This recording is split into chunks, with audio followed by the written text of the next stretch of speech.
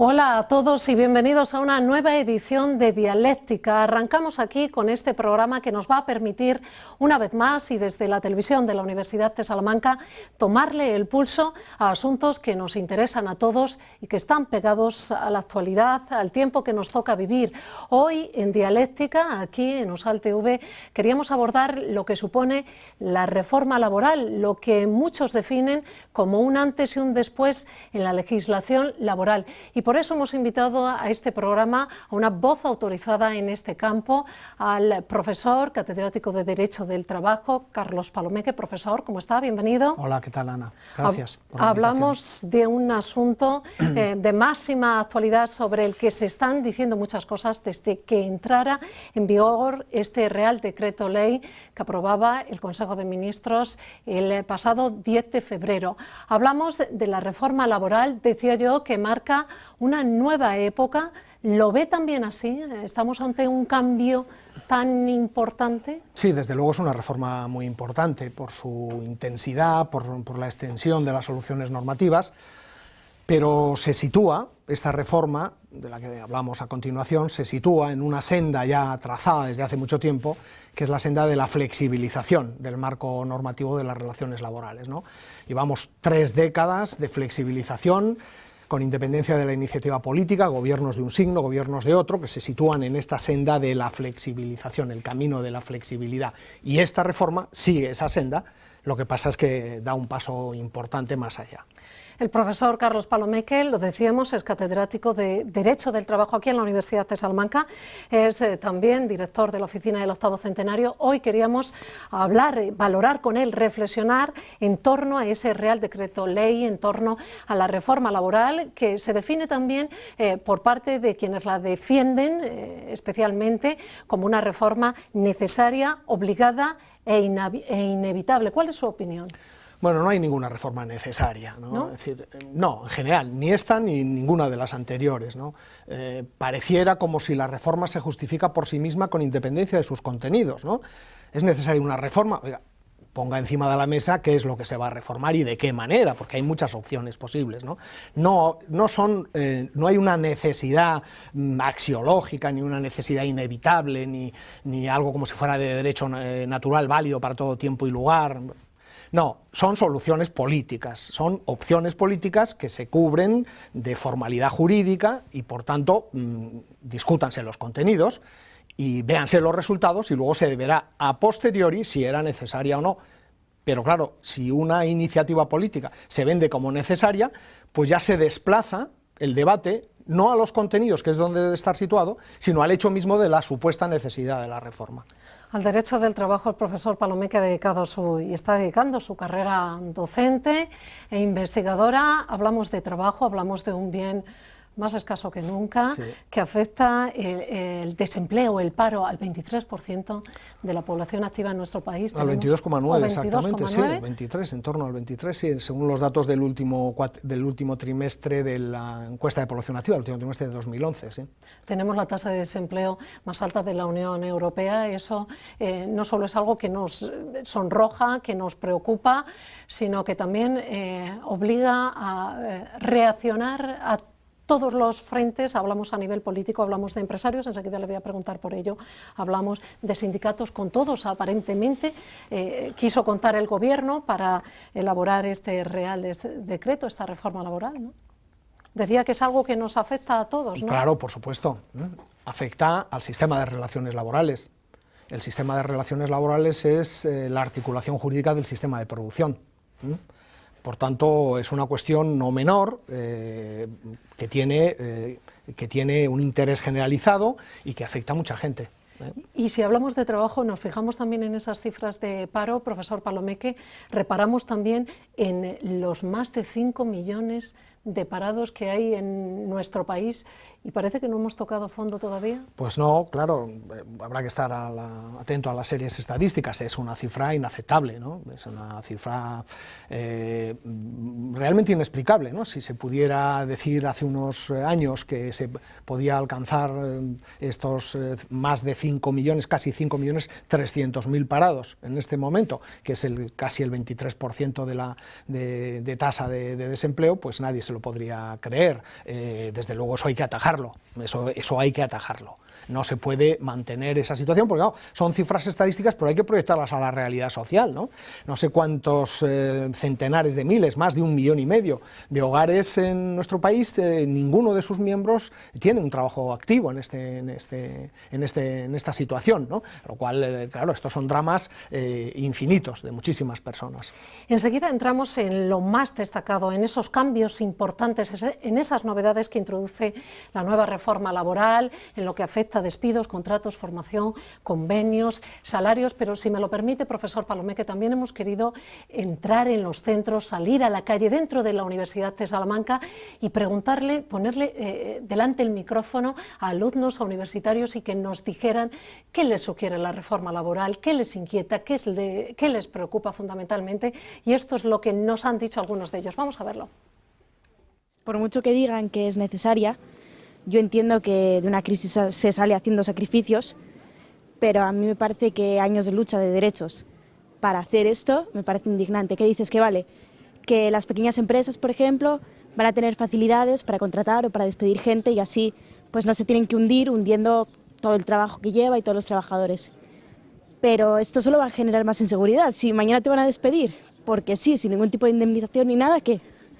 La gente lo único que va a tener es más miedo, la situación laboral va a ser todavía más precaria si puede, los que tengan trabajo van a tener muy mal trabajo y de la crisis se sale haciendo sacrificios, pero que se sacrifiquen primero los que más cobran, ¿no? Trae muchas pegas para los trabajadores, sobre todo para la gente joven como nosotros, que estamos buscando nuevas salidas, el poder estudiar, pagarnos nuestros estudios, y pienso que esa reforma va a ser una pega porque podemos perder trabajos, va a ser más difícil la contratación, pérdida de sueldos también, todo, no sé, que te puedan despedir va a ser más difícil demostrar despido imprecedente, demostrar cosas como por el sexismo, por cosas así que se están dando, que ahora es fácil de demostrar y con esto se puede perder. Que el país se levante debería ser por otros medios que no por una reforma laboral que afecta a unas personas que no tienen la culpa de lo que está pasando y por tanto pues no creo que esta sea la solución al problema que hay en este momento. Me parece bien porque ya que estamos en crisis y la han fastidiado el gobierno anterior, pues habrá que hacer reformas para mejorar como estamos ahora. O sea, que si hay que hacer recortes o lo que sea, pues mejor, cuanto mejor para España, pues mejor. Va a recortar los derechos de los trabajadores y más que frenar la crisis o ayudar a crear empleo, lo que está haciendo es preparar un nuevo marco de empleo en el que pues otra vez el empleado va a ser simplemente un esclavo y todos los derechos van a estar a manos de los empresarios.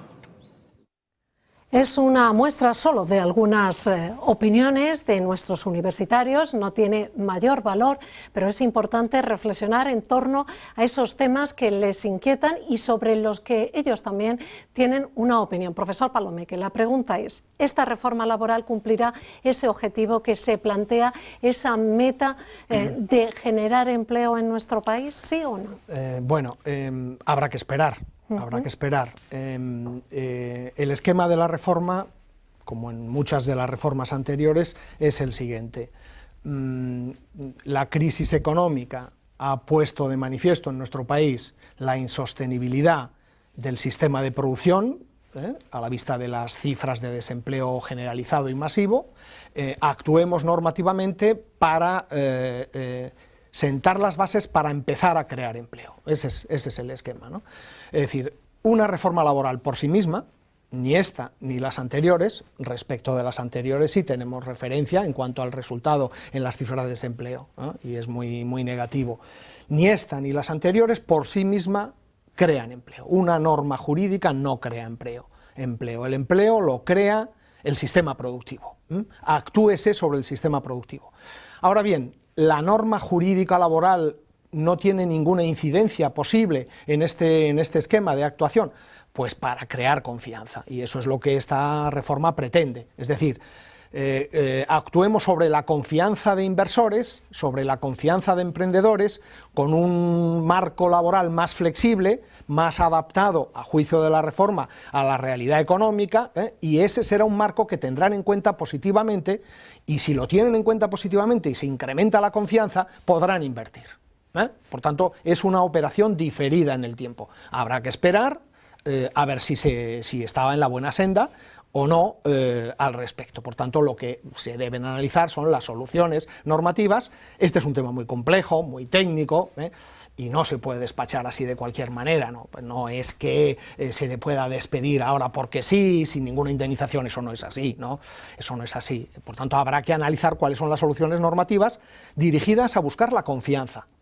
¿Van a conseguir estas soluciones normativas la confianza y la confianza va a producir la creación de empleo?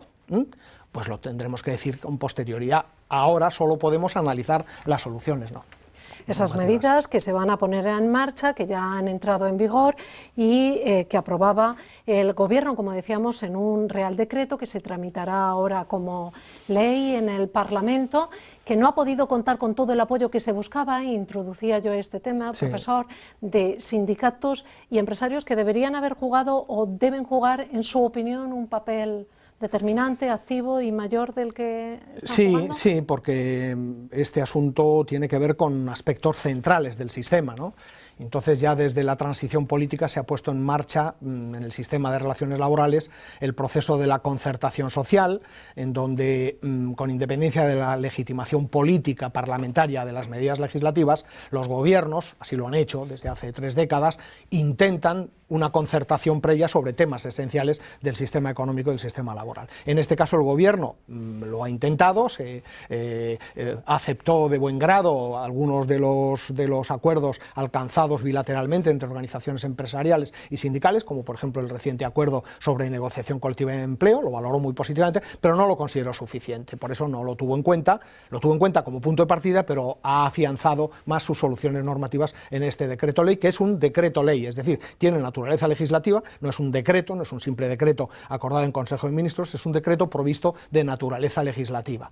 Entra en vigor y se permite que después de la convalidación parlamentaria, que eso no se ha producido todavía, pero se producirá seguro, con seguridad, se pueda tramitar como proyecto legislativo paralelamente a la entrada en vigor. Esa es la peculiaridad del decreto ley, que ha sido el instrumento normativo que se ha seguido en casos anteriores. Si me permite, quería volver a esos testimonios que nos ofrecían estudiantes de la Universidad de Salamanca. Algunos de ellos, varios, se referían a una pérdida de derechos laborales, a un retroceso, a una marcha atrás en ciertas garantías y derechos que se han logrado después de mucho tiempo y después de mucho esfuerzo también. ¿Lo considera así? ¿Esta reforma laboral implica una pérdida de derechos para los trabajadores? Bueno, esta reforma laboral es, ya lo he dicho antes, se sitúa en la senda que han seguido otras anteriores, una reforma flexibilizadora. Este término, flexibilización, es un eufemismo para poner de manifiesto una actuación recortadora de situaciones que estaban incorporadas al patrimonio de los derechos subjetivos, porque se considera que son disfuncionales, a las nuevas realidades económicas, ¿no? Entonces ese es el esquema de toda opción flexibilizadora al respecto. ¿Que nos iguala más a Europa? Bueno, hay que analizar país por país, ¿no? Europa no existe como categoría unitaria, más allá de las cifras estadísticas, el derecho social comunitario no entra en estos temas, habría que ver país por país, ¿no? Hay que analizar cada solución normativa y un poco las líneas claves de la reforma, ¿no? Si le parece podemos volver sobre ello a continuación. Vamos a entrar en ello, vamos a entrar en esas líneas claves. Quizá durante estos días se está hablando pues, de los cambios más significativos, por ejemplo, del despido, de la indemnización por despido, de las condiciones que podrán alegar o de las circunstancias que podrán alegar los empresarios para despido. Y aquí sí que hay cambios y cambios notables con respecto al ordenamiento que existía hasta ahora, ¿no? Sí, muy importantes. La reforma se construye sobre 2 elementos claves, a mi modo de ver, en su conjunto, la reforma en su conjunto, ¿no? Una potenciación del poder individual del empresario en el manejo de las condiciones de trabajo, sobre la que habían incidido ya reformas anteriores. La última reforma del gobierno socialista se situaba en esta perspectiva también, por supuesto, pero se da un paso más, se potencia la posición individual del empresario en manejo de las condiciones de trabajo. Y se mantiene, en segundo lugar, una posición de desconfianza respecto del poder contractual colectivo, lo cual tiene un reflejo muy claro en las innovaciones en materia de negociación colectiva. En el primer punto, el reforzamiento de la posición individual del empresario, del poder empresarial individual, pues se ha facilitado actuando sobre las causas, se han degradado en líneas generales, habría que hacer el diagnóstico sobre cada caso concreto. Causas justificadoras de algunos tipos de despido, se facilita determinados tipos de despido, sigue habiendo causas, no es posible despedir sin causa, causas económicas, técnicas, organizativas o de porción, pero se objetivizan y se facilitan. Y se abaratan la indemnización por despido. Se generaliza a 33 días por año de servicio en el despido improcedente, frente a los 45 días anteriores. Y se actúa también sobre el despido colectivo, eliminando la autorización administrativa, etc. Se facilita que el empresario pueda modificar condiciones sustanciales de trabajo sin necesidad de autorización administrativa, una serie de elementos individuales que justifican este tema. Y en segundo lugar se actúa sobre la negociación colectiva, fundamentalmente porque ahora es posible que en el plano de la empresa, por acuerdo, simple acuerdo entre los representantes de los trabajadores y el empresario, se pueda descolgar en esa empresa del convenio colectivo de sector. Antes en materia salarial, ahora en todas las condiciones. Y en segundo lugar, se prioriza la aplicabilidad del convenio de empresa. Antes existía esta regla de prioridad aplicativa del convenio de empresa, pero ahora es sin ninguna excepción. Es decir, que la prioridad es el convenio de empresa. Es una andanada a la línea de flotación de la negociación colectiva de sector, evidentemente, que es la esencia de la negociación colectiva. Bueno, en líneas muy generales, a mi juicio, con lo cual lo que se ha producido, en conclusión, sería un desplazamiento cuantitativo, desplazamiento cuantitativo visible, del equilibrio entre poder empresarial individual y poder contractual colectivo. Son los cambios más destacados, quizá, como ha explicado muy bien, que afectan a la negociación colectiva, que tienen que ver con los despidos, con esas medidas también que se presentan como medidas para evitar despidos, que apuestan por favorecer lo que es la movilidad funcional, los traslados, las modificaciones de las condiciones de trabajo, las suspensiones y reducciones temporales de jornada. Hemos hablado de despidos, de negociación colectiva, pero quiero preguntarle también por los contratos. Antes vamos a ver si le parece otra ronda de intervenciones, de testimonios que nos han hecho estudiantes de la Universidad de Salamanca en torno a este tema que estamos abordando con el catedrático de Derecho del Trabajo. Esto es lo que nos han contado también. Que me parece un poco vergonzoso lo que están haciendo. Ahora mismo me siento como si los trabajadores no tuviéramos ningún derecho. Nos están utilizando como a ellos mejor les parece. Y la verdad, a este paso pues no nos vamos a poder poner ni enfermos, la verdad. No me parece muy bien que despidan a la gente así a la ligera y que además que siendo personas que han sido despedidas pues que cobren menos paro y están un poco más desamparados, por decirlo de algún modo. Estoy en contra de la reforma laboral, como casi todo hijo de vecino, por considerar que la reforma laboral elimina prácticamente todos los derechos de los trabajadores. Yo soy incapaz de comprender para qué coño sirve un convenio si es unilateral y la patronal puede cambiarlo cuando quiera. Se están hablando todavía de cosas más peregrinas desde la COAC, como que un parado no pueda rechazar puestos de trabajo, el que reduzca los días de paro. Me parece todo medidas que encaminan a la destrucción de la clase proletaria y a la extinción del proletario y a la ley del hierro. Si abaratas el despido, lo único que haces es que en vez de que los empresarios contraten a la gente, lo que vas a conseguir es que echen a la gente. Y si todas las soluciones que está aplicando el gobierno van a favor del empresario y en contra del trabajador de a pie. Pues yo creo que es algo necesario que hay que hacer ya en todos los aspectos para que mejore la economía dentro de todos. O sea, todos nos tenemos que ajustar a la hora de ponernos... el ajuste económico debe ser para todos, pero también hay que poner facilidades a aquellas personas que son las que tienen las empresas a la hora de contratar también, porque tiene que ser, por parte de los dos lados. Si está destinada a crear empleo, una reforma que va a crear empleo está bien, y si, como ha dicho el ministro de Montoro, no va a crear empleo, entonces ya creo que la reforma falla. Y si va a facilitar el despido, pues mucho peor aún.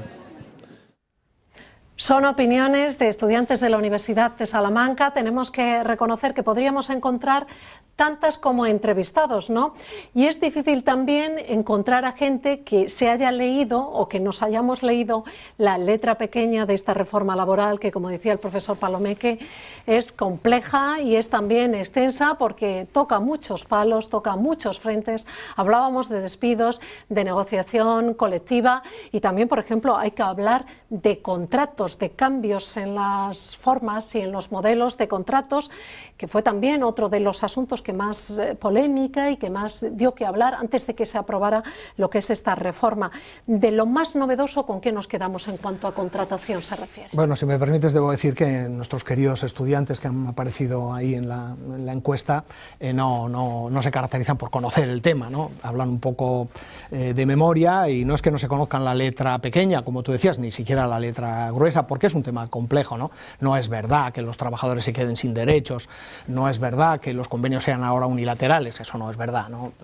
Bueno, el tema de contratos, una de las novedades de la norma es la creación de un nuevo contrato, ¿no? No se han tocado el número de contratos anteriores, se incrementa en uno más. Bueno, ha desaparecido el contrato para fomento de la contratación indefinida, ese ha desaparecido porque se deroga la norma que lo regulaba, y se crea un nuevo contrato que es el contrato indefinido para la ayuda de emprendedores, en apoyo de los emprendedores, que es un contrato indefinido, como su propia expresión indica, pero que está provisto de un periodo de prueba de un año. Es decir, que lo que hay realmente es, al menos durante 12 meses, una temporalidad encubierta. Primero se desnaturaliza la institución del periodo de prueba. El periodo de prueba no puede durar en ningún caso, ni en supuestos de formación técnica, un año, y realmente durante el periodo de prueba la extinción del contrato se produce por cualquiera de ambas partes sin alegación de causa, y quien va a hacer uso de esta facultad va a ser principalmente el empleador, el empresario. No es razonable un periodo de prueba de un año en un contrato que se llama indefinido, que es indefinido, pero que se puede convertir, al menos durante sus primeros 12 meses de vigencia, en un contrato temporal, ¿no? Esto que se presenta como una novedad, y lo es, pues es una pieza contractual muy criticable, ¿no? Muy criticable. Yo creo, sinceramente, que en el periodo de debate parlamentario este tema va a ser corregido. No es que me conste, no tengo información ni muchísimo menos, pero parece excesivo un periodo de prueba de un año. Además, es un contrato altamente bonificado. Es decir, hay beneficios fiscales importantes en el sistema impositivo y hay también beneficios en el sistema de seguridad social, es decir, bonificaciones muy importantes en las cuotas patronales de seguridad social. Un contrato muy barato para el empresario, que se le deja las manos libres prácticamente, cualquiera que sea la cualificación del trabajador contratado bajo esta modalidad durante 12 meses, ni más ni menos, ¿no? Y, por ejemplo, ya que menciona el tema de las ayudas fiscales, de esas bonificaciones para determinados contratos, ¿se extienden a otras categorías también? ¿Afectarán a otros colectivos, a los jóvenes menores de 30 años? Si hablamos de medidas que faciliten la creación de empleo, ¿eso es importante? Es muy importante, eso es muy importante. Realmente ya hay, ¿no? Hay múltiples programas de bonificación de contratos, ¿no? Lo que se hace ahora es que se retocan, se racionalizan, se incrementan algunas cantidades, se sistematizan y las nuevas figuras contractuales van acompañadas de estas decisiones normativas sobre bonificaciones. Por supuesto, porque estas decisiones se sitúan en la idea que comentaba hace unos minutos de incentivar, es decir, la norma no puede crear empleo, pero sitúa a los emprendedores en una tesitura de facilitación de la decisión de invertir. Bueno, esto lo tiene usted muy fácil, muy claro, invierta, le vamos a dar ayudas, normativas, subvenciones fiscales, decídase, pero claro, tiene que decidirse, ¿no? Tiene que decidirse. O sea, eso. Y profesor, con los famosos ERES, ¿qué va a pasar? ¿Qué cambios hay en bueno, pues los trámites administrativos que afectan a esos expedientes de regulación de empleo, de los que hemos sido testigos y estamos siendo testigos pues continuamente, ¿no?, por parte de muchas empresas y dada Sí, claro, esta situación económica, y sobre los que usted también puede decir mucho, ¿no?, porque en más de una ocasión se le ha requerido para mediar en determinados conflictos laborales que afectan a empresas muy importantes, ¿no? Bueno, debo decir que yo llevo más de una semana intensivamente estudiando la reforma, intensivamente, con esquemas, con comparaciones con las normas modificadas, y no me las sé completamente, porque hay muchas derivaciones, por tanto hay que seguir estudiando al respecto. Esto no se puede despachar con un rótulo de un telediario ni de una manera así fugaz, ¿no?, por supuesto, y por otra parte es mi obligación, ¿no? No, el ERE, es decir, el expediente o procedimiento de regulación de empleo, subsiste. El procedimiento de regulación de empleo es el procedimiento que debe seguir el empleador cuando tiene que acudir a la figura del despido colectivo, que es el despido que afecta a un umbral numérico de trabajadores, aproximadamente al 10% de la plantilla, no es exactamente así, pero aproximadamente, porque hay tramos numéricos diferentes. En algunos casos se computan en términos absolutos, entonces en términos relativos, del 10% de la plantilla, pero un umbral numérico de trabajadores, en base a causas económicas, técnicas, organizativas o de producción. Y ese es el procedimiento que tiene que seguir. No le basta con la mera notificación, como ocurre con el despido individual, disciplinario a cada trabajador de la decisión extintiva. Inicia este procedimiento para despedir, para utilizar el despido colectivo. La novedad fundamental aquí es que en ese procedimiento, que hasta ahora se seguía paralelamente un procedimiento administrativo y un periodo de consultas con los representantes de los trabajadores, ahora se ha eliminado la necesidad de autorización administrativa. Por tanto, ese periodo de consultas tiene que seguir manteniéndolo el empleador, pero no necesita llegar a ningún acuerdo. Tiene que cubrir el trámite del periodo de consultas, negociar de buena fe, pero al final toma la decisión. Por tanto, la modificación fundamental en el despido colectivo y en los ERES es la eliminación de la autorización administrativa. No solo ahí, sino en otros supuestos de existencia de autorización administrativa. Se han eliminado vestigios de intervención administrativa en muchas instituciones. Y en segundo lugar, que se facilita la causa del despido colectivo, porque se sigue hablando de situación negativa de la empresa, se sigue hablando como antes, pero ahora se introduce una referencia objetiva, que muchos han valorado muy positivamente. Bueno, se objetiviza, se impide el control judicial. No se impide el control judicial, pero sí se objetiviza, diciendo que si hay una continuidad de 3 trimestres consecutivos de disminuciones en los ingresos o en las ventas, ingresos o ventas, es decir, que podría no haber una disminución en los ingresos, pero sí en las ventas, la empresa incrementa sus ingresos pero disminuye sus ventas, porque dice ingresos o ventas, eso es nuevo.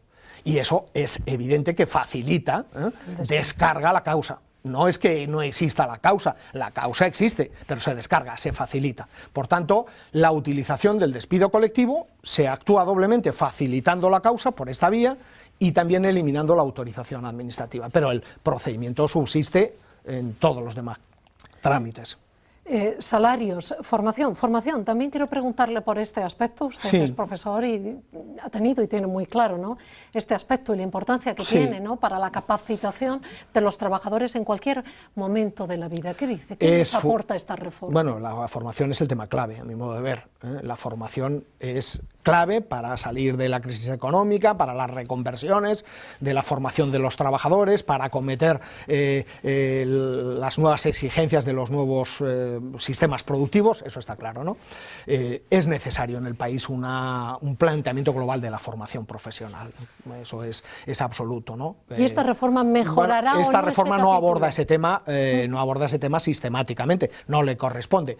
Actúa sobre determinadas cuestiones importantes, Por tanto, esto es uno de los puntos importantes y positivos de la reforma, porque refuerza el derecho del trabajador a la formación profesional, introduce un elemento que es no ya solo el derecho que ya existía antes a la formación profesional indeterminado, sino en relación con el puesto de trabajo, ¿no? Hay algunas incorporaciones de referencias positivas a la formación del trabajador, pero sin abordar la construcción sistemática del tema, que no le corresponderá probablemente a esta reforma, pero que está pendiente. Una de las novedades muy importantes que tiene que ver con la formación y que tiene que ver con el sistema de clasificación profesional es que se construye a partir de ahora como referencia única el sistema de clasificación profesional a partir de la noción de grupo profesional y no de categoría profesional. Esto es un tema que no se ha comentado, pero es clave. Pasamos a hablar de grupos profesionales. Sí, bueno, tiene que ver con la formación, tiene que ver con la cualificación profesional.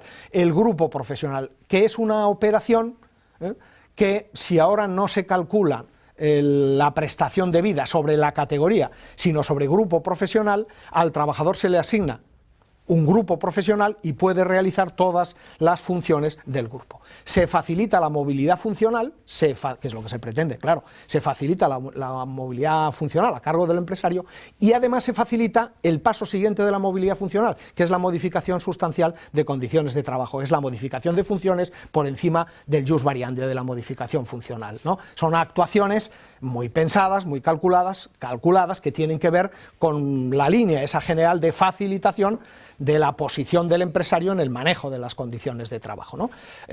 Bueno, con una buena intención, si nosotros facilitamos la posición del empresario en el manejo de condiciones de trabajo, ese empresario estará desprovisto de rigideces existentes, de llamadas rigideces, comillas, y por tanto podrá invertir, habrá que verlo al respecto. Habrá que verlo, a los trabajadores nos preocupa todo eso y también y fundamentalmente, y en eso sí que nos fijamos muchas veces, en el salario, en el sueldo, en la nómina. ¿Hay cambios con respecto a este capítulo? Sí, ¿Hay nuevas limitaciones? Hay cambios. Una muy importante es que en el tema de la inaplicación del convenio colectivo, lo que se llama vulgarmente el descuelgue, es decir, que en una empresa que está sometida al ámbito de aplicación, a la unidad de negociación de un convenio colectivo sectorial, se pueda descolgar por acuerdo del empresario y los representantes de los trabajadores, pero ahora se facilita mucho la decisión de descuelgue, porque si no hay acuerdo se introduce un arbitraje obligatorio, que ha sido muy criticado también ante la Comisión Consultiva de Convenios Colectivos, un arbitraje obligatorio, ¿no? He oído por ahí que el arbitraje obligatorio es un supuesto probablemente de inconstitucionalidad, pero bueno, es decir, acuerdo para el descuelgue, si no, arbitraje obligatorio en último término, a través de otros procedimientos de intervención, de composición de controversias. Hasta ahora esa figura existía, el descuelgue en la empresa de lo establecido en el convenio colectivo, pero solo respecto de las condiciones salariales. Ahora se generaliza todas las condiciones de trabajo. Y además el tema del salario tiene que ver con la modificación sustancial de condiciones de trabajo, que hasta ahora la cuantía salarial, modificación sustancial de condiciones de trabajo, que puede hacer el empresario, en base a causas económicas, técnicas, organizativas o de producción, que se facilitan también, pero lo puede hacer, Es decir, modificación de condiciones sustanciales de trabajo. Unilateralmente, en base a causas, una decisión causal, por supuesto. Ahora, la cuantía salarial forma parte del ámbito de actuación del empresario para modificación de condiciones de trabajo. Por tanto, puede rebajar la cuantía salarial. Hasta ahora, la cuantía salarial estaba excluida del sistema de modificación sustancial de condiciones de trabajo. Por tanto, si hay causas económicas, técnicas, organizativas o de producción, causalmente, por supuesto, no se elimina la causa, se facilita la causa, pero no se elimina. Si hay causas, el empresario puede reducir naturalmente, en base a esta toma de posición normativa, las retribuciones de los trabajadores establecidas en convenio colectivo o pactadas en la empresa. Hemos querido conocer las grandes claves de esta reforma laboral que nos deja otros muchos flecos que no podemos aportar, muchos flecos que podríamos analizar en detalle. Pero hay otra cuestión, profesor Palomeque, por la que quería preguntarle antes de cerrar esta entrevista, por los conflictos sociales, por la repercusión, y usted lo sabe, me refería también a su papel como mediador entre trabajadores y empresas muy importantes en situaciones también destacadas que se han dado en nuestro país. Aumentarán los conflictos sociales, ya hemos visto cómo han reaccionado con esas últimas manifestaciones del 19 de febrero los sindicatos. ¿Habrá más o menos conflictos sociales? ¿Qué panorama prevé? Se incrementará, desde luego, la conflictividad social, ¿no? Eso está claro. Así ha ocurrido con las reformas anteriores, que han merecido convocatoria de huelgas generales, y contenían decisiones menos intensas en el equilibrio del modelo, mucho menos intensas que esta. El gobierno socialista recibió en la última reforma una huelga general, ¿no? Los sindicatos han dicho que lo tendrán que medir, no está el tiempo para huelgas generales, por supuesto, pero seguro que se incrementará la conflictividad social, sí. Y antes de despedirnos, en una institución como la nuestra, en la Universidad de Salamanca, y pensando en los colectivos que trabajan en esta casa y en lo que supondrá esta reforma laboral y en cómo nos afectará, ¿qué le diría a profesores, a personal docente, investigador, a esos estudiantes que se mostraban más bien escépticos o con falta de expectativas, al personal de administración y servicios? ¿Cómo debemos plantearnos, bueno, pues todo este panorama, estos cambios que me decía en muchos aspectos son históricos y marcan un nuevo tiempo, ¿no?, en cuanto a derecho del trabajo se refiere? Bueno, sí, son históricos, pero ya conocemos, es más de lo mismo. Lo que pasa es que es más de lo mismo, pero eso ya lo venimos conociendo, no hay una solución de continuidad, es decir, ahora se inicia con esta reforma la flexibilización, la flexibilización se viene haciendo desde hace mucho tiempo. ¿Qué diría? Pues lo que he dicho, remitiría a mis queridos compañeros, alumnos, etcétera, a que escuchen estas opiniones, que realmente tienen que ver con un asunto sobre el que no se puede improvisar, sobre el que no se puede opinar a la ligera, sino que hay que hacerlo con conocimiento de causa, en esto y en todo lo demás. Que conozcan la realidad social, que la conozcan, que la valoren y que opinen después, y que se comprometan.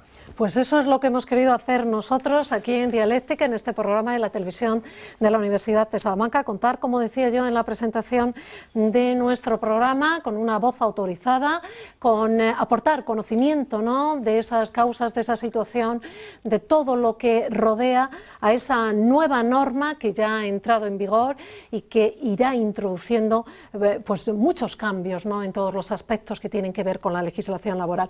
Profesor Carlos Palomeque, catedrático de Derecho del Trabajo, hoy ha estado como tal con nosotros, ya habrá oportunidades más adelante para hablar del 8º centenario y de todo lo que nos espera. Nos parecía que merecía la pena abordar con tiempo y con detenimiento y con esos argumentos que ha compartido con nosotros todo lo que tiene que ver con la reforma laboral. Muy amable por haber atendido. Muchas gracias por haberme invitado. Gracias. Propuesta. Gracias también a todos los que nos ven. Recordar que lo podéis hacer en cualquier momento y desde cualquier lugar. Podéis ver esta entrevista o cualquier otro espacio de nuestra programación desde usaltv.es. Gracias por estar ahí. Hasta la próxima.